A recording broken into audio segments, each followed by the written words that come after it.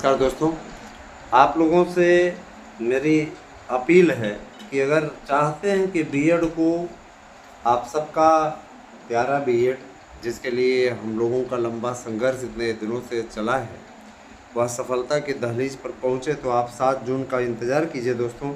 और उसके लिए आप लोगों को ज़्यादा से ज़्यादा संख्या में सब्सक्राइबर जोड़ने की आवश्यकता है।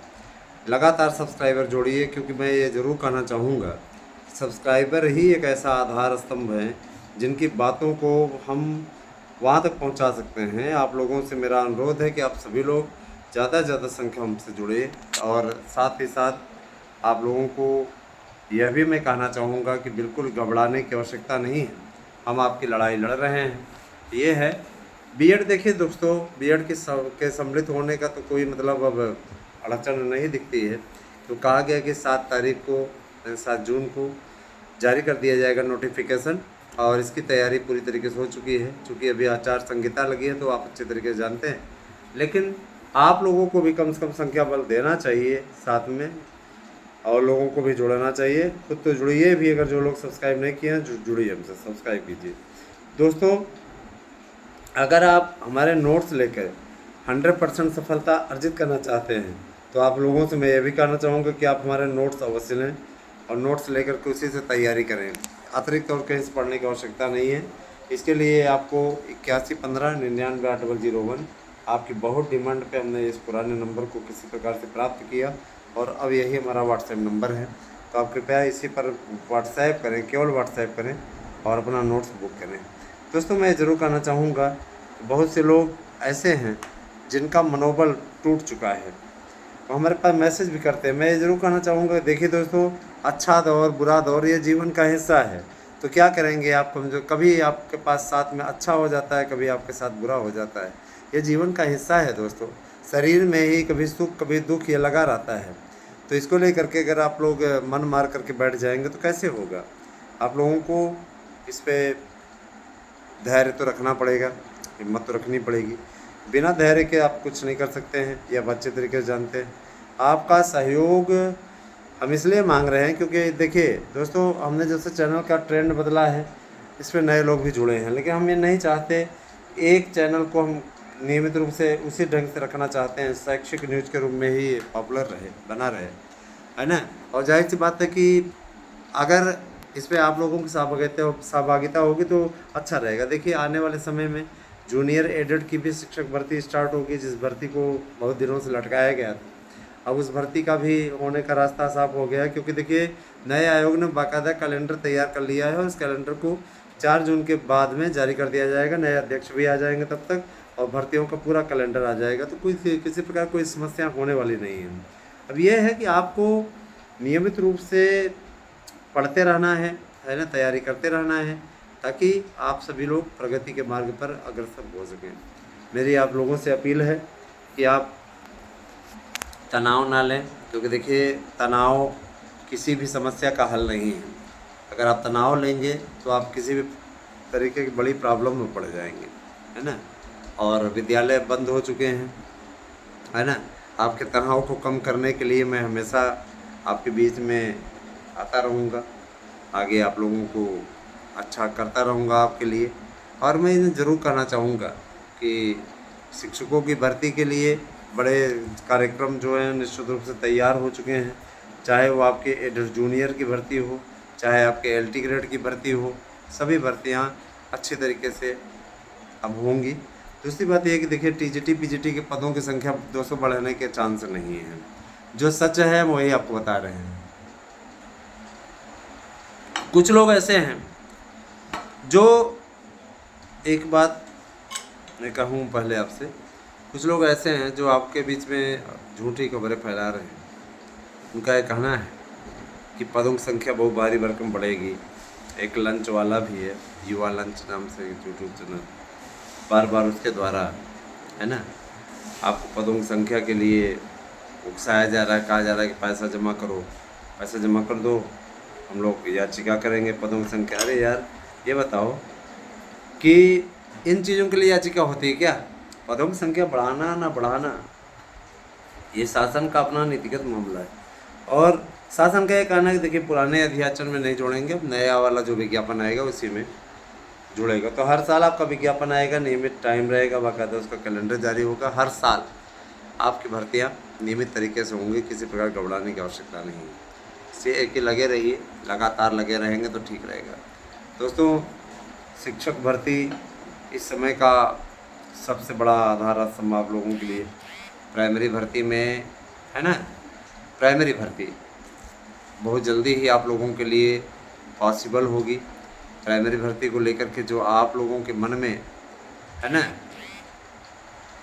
आप लोगों के मन में निराशा का वातावरण नहीं बना हुआ है, वो निराशा का वातावरण छटना शुरू हो जाएगा।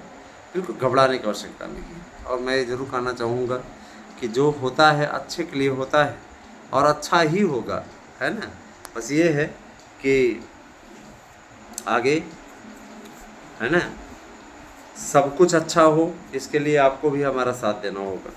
दोस्तों, जैसा कि आप जानते हैं कि संख्या बल बहुत आवश्यक होता है, संख्या बल आप लोगों को बढ़ाना है। समाजशास्त्र शिक्षा शास्त्र वाले भी अगर शामिल होना चाहते हैं कि वो टीजीटी का पेपर सकुशल दें और चाहते हैं कि उनकी नियुक्ति भी हो जाए, तो साथ दें। बिना साथ दिए हम किसी का सहयोग नहीं कर पाएंगे, सीधी बात है। आप ताली दोनों हाथों से बजती है, मैं हमेशा आप लोगों से ये बात कहते रहा हूँ। मैं ये भी कहता हूँ कि आप लोगों का अगर सहयोग रहेगा, आप लोग साथ देंगे, तो हम आपकी लड़ाई लड़ेंगे, आपके अधिकारों की लड़ाई लड़ेंगे। लेकिन अगर आप साथ नहीं देंगे, वही फिर हमारे लिए समस्या हो जाएगी। फिर हम निश्चित रूप से अपने ही स्तर से इस प्रकार की वीडियो बनाएंगे, ट्रेंडिंग कराएंगे। भी छुट्टियां भी हो गई तो इसमें हम आराम से अपने चैनल को ग्रो करा सकते हैं, बढ़ा सकते हैं। तो अगर चैनल आपके लिए संघर्ष कर रहा है तो आप इसका सहयोग कीजिए। अगर चाहते हैं कि आप सम्मिलित हों उसमें, पर क्या किया जाए। शिक्षकों की भर्ती की तैयारी आप लोगों की अच्छी तरीके से होनी चाहिए।